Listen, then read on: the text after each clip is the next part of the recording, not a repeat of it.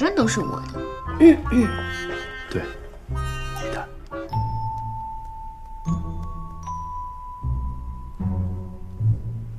姐，那边坐着的帅哥是你新签的艺人吗？是我们工作室新签的工作人员。工作人员？姐，你好浪费哦，这脸不出道多可惜啊！这也正考虑呢，你觉得怎么样啊？能不能红？必须啊，长这么帅，而且气质好特别啊！姐，你从哪儿找的？回头让晶晶带着露几下脸，各个影视剧都要抢疯了。借你吉言啊，小约，怎么样啊？我捧你当明星吧，让我们家晶晶多带带，很快就红了的。那哪行啊，我是能随便带人的吗？哟，如果要我带的话，起码得跟我签10年的合同吧。肖老师，我可以签更久。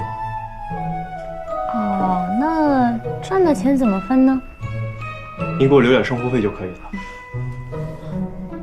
那好吧，那我考虑一下吧。谢谢乔老师。姐，你们公司签约条件这么严格的？别说出去了。晶晶，这次帮你准备了3条礼服，你看哪套衣服配珠宝比较合适好看？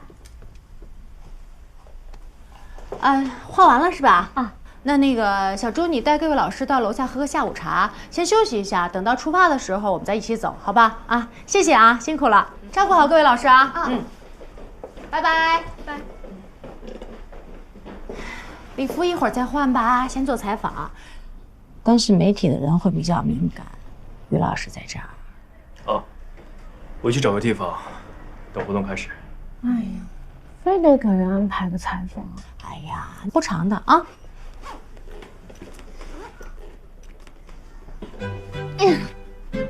依图，你帮我挑件衣服吧，我穿哪条裙子好看？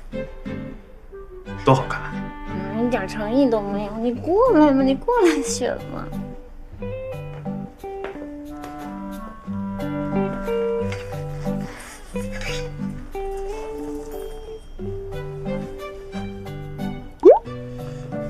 这条好像有点重，这条会不会轻一点？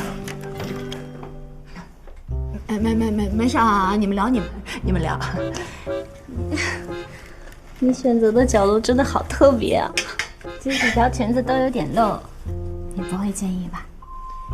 我是这么狭隘的人吗？这样就好。但我是一个很狭隘的人，这个不准戴。这给你没收了，太招人了。衣服呢？能不能换了？才穿1天，这1天。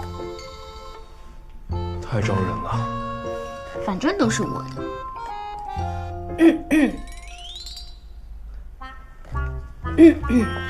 对。